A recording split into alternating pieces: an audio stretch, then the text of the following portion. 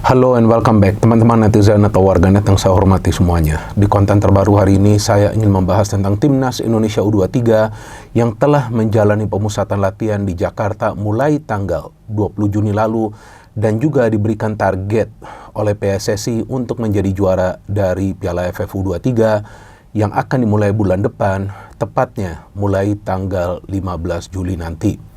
Tentu kita semua paham betapa pentingnya bagi para pemain muda dari Timnas Indonesia mendapatkan yang namanya menit bermain di level internasional.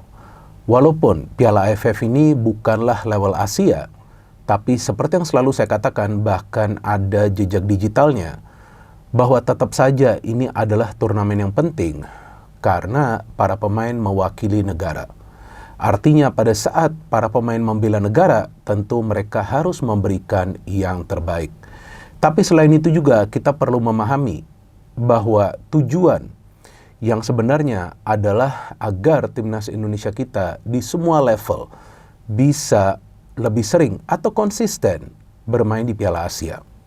Artinya pada saat sekarang sudah ada target juara dari PSSI, bukan berarti bahwa jika nanti Timnas Indonesia U23 gagal menjadi juara, kemudian kita sebagai supporter justru mulai menghakimi para pemain dan juga jajaran pelatih dari Timnas Indonesia U23. Apalagi seperti yang kita ketahui bahwa sekarang Timnas Indonesia U23 dilatih oleh pelatih baru yaitu Gerald van den Berg, yang sebelumnya juga menjadi salah satu asisten di Timnas Indonesia Senior. Tapi selain juga Gerald, ada asisten pelatih. Simon Tahamata, kita tahu salah satu legenda dari sepak bola Belanda yang keturunan Indonesia. Dan juga ada pelatih lokal, yaitu Zulkifli Syukur yang dipilih sebagai salah satu asisten lainnya. Dan tentu ada jajaran pelatih lainnya termasuk pelatih fisik dan juga pelatih penjaga gawang.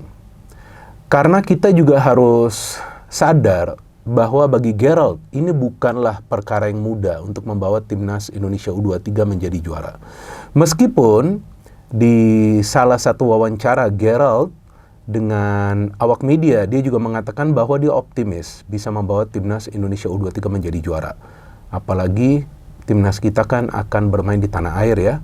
Karena Indonesia kan berada di grup A yang selain Indonesia ada juga Brunei Darussalam, ada Malaysia dan juga Filipina, dan semua pertandingan dari Timnas Indonesia U23 akan dimainkan di Stadion Gelora Bung Karno, Senayan, Jakarta. Artinya tentulah Timnas Indonesia U23 kita punya peluang untuk bisa menjadi juara. Bahkan menurut saya peluangnya besar. Kenapa?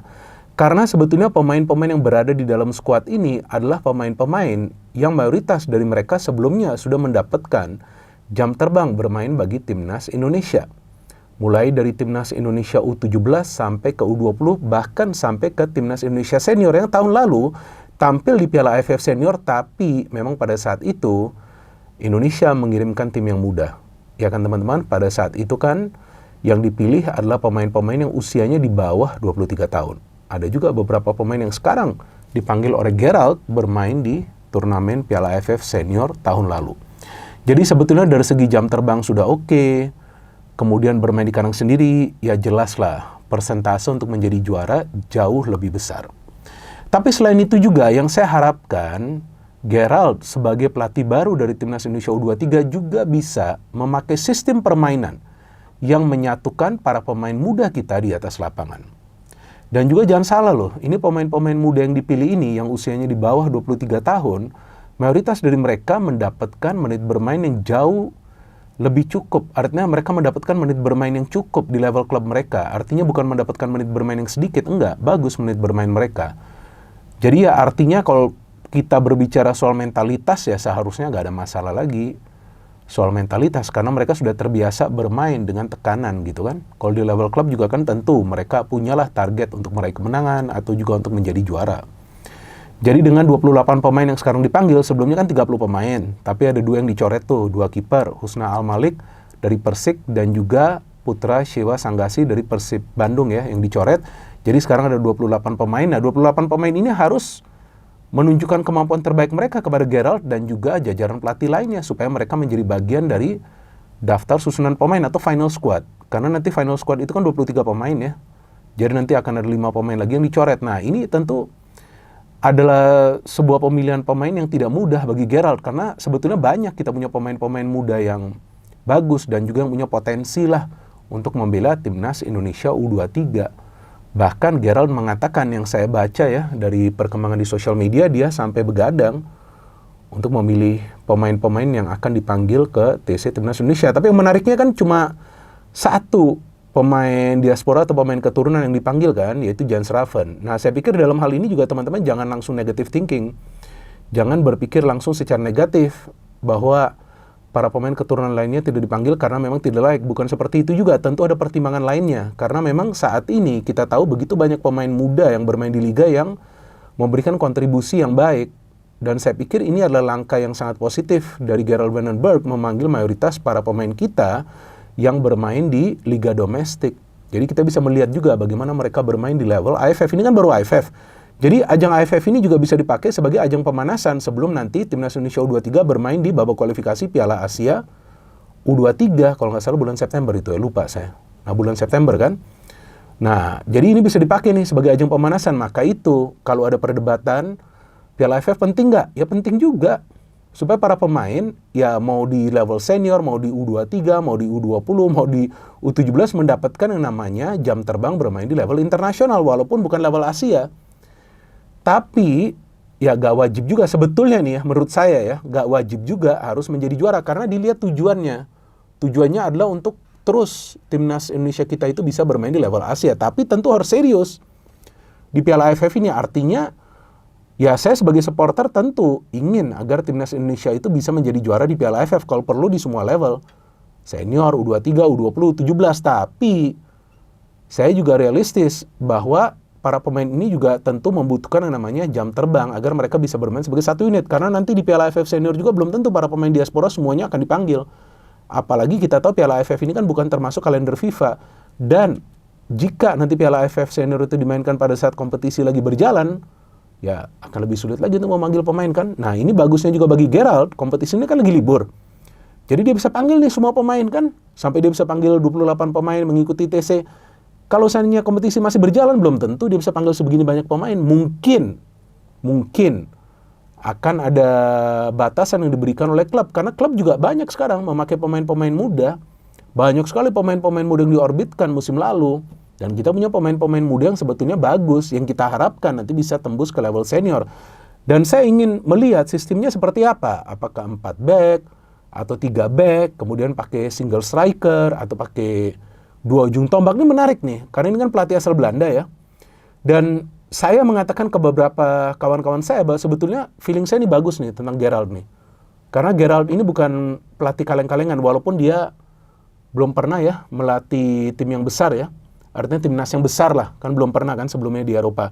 Tapi dia bukan kaleng-kalengan, pengalamannya sudah lebih dari cukup bagi Gerrard. Jadi saya punya harapan yang besar bahwa Gerrard ini bisa membentuk timnas yang kuat nih, timnas Indonesia U23. Yang nantinya tentulah kita harapkan bisa lolos ke Piala Asia dan kemudian nantinya ke Olimpiade. Apalagi sekarang Gerrard dibantu juga oleh Simon Tahamata. Ya, dua-duanya kita tahulah punya level intelijensi yang tinggi untuk bisa memantau pemain-pemain muda. Jadi teman-teman, saya pikir dalam hal ini kita semua perlu mendukung timnas Indonesia U23. Dan yang menariknya kan tentu kita menunggu nih pertandingan melawan Malaysia. Sudah lama kan Indonesia gak lawan Malaysia. Pertandingan pertama sih gampang, lawan Brunei. Seharusnya bisa menang, walaupun gak boleh anggap enteng. Nah jadi nih bagusnya bagi Indonesia pertandingan pertama lawan Brunei, kedua lawan Filipina. Nah ini sudah diharapkan bisa menyatu. Lawan Malaysia nanti pertandingan ketiga ya. Jadi seharusnya permainan sudah lebih rapi. Dan yang lolos dari grup, karena ini ada 3 grup yang lolos hanya juara. Dari masing-masing grup 3 lolos sebagai juara grup, nanti 1 dipilih sebagai runner-up terbaik. Nah, kalau feeling saya, Indonesia bisa lolos sebagai juara grup.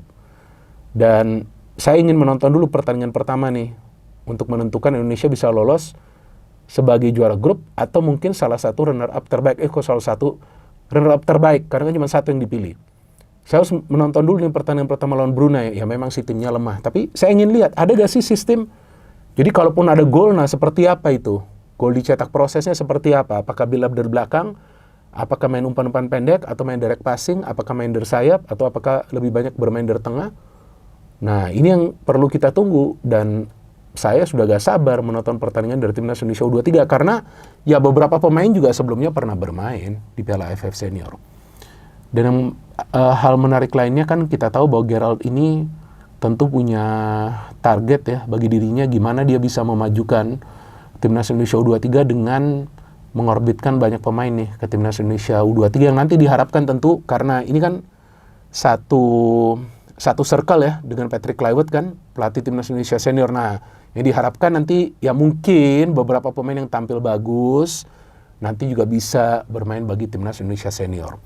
Jadi teman-teman, tentu kita sudah tidak sabar menonton pertandingan pertama dari Timnas Indonesia, tapi sementara ini kita mengikuti dulu perkembangan dari TC yang sedang dijalankan, dan nanti siapa saja pemain-pemain yang dipilih. Nah, nanti saya akan membuat kontennya tentang 23 pemain yang nanti akan dipilih oleh Gerald Vandenberg untuk menjadi final squad dari Timnas Indonesia U23 yang akan bertempur di Piala AFF U23. Dan jika banyak yang berdebat, kenapa sih harus juara Piala AFF U23 ya? Oke dong, kalau memang ada target juara ya, perlu juga dong. Masa sebuah timnas itu bermain di turnamen nggak pakai target? Tapi jika target itu tidak tercapai di Piala AFF, bukan berarti kita langsung serbu nih. Kita hujat para pemain, kita hujat pelatih, nggak. Jangan seperti itu. Saya juga selalu mengatakan itu, ada jejak digitalnya. Bahwa Piala AFF ini sekarang sudah nggak seperti dulu yang kita nih ngotot maunya timnas kita juara. Yang kita harapkan naik level terus. Kalau bisa nanti Timnas Indonesia U23 juga lolos ke Olimpiade, iya dong. Kenapa enggak? Tapi Piala AFF ini tetap penting. Kalau ada target juara, menurut saya wajar. Target juara itu wajar, tapi bukan berarti kemudian kita menuntut gila-gilaan bahwa para pemain ini harus perform, harus juara, harus menang. Jangan. Biarkan mereka menikmati jalannya pertandingan, karena setelah ini ada kualifikasi Piala Asia U23, dan nantinya yang kita harapkan di Piala Asia U23 bisa nanti lolos ke Olimpiade. No hit, no politics, only football. Salam sepak bola.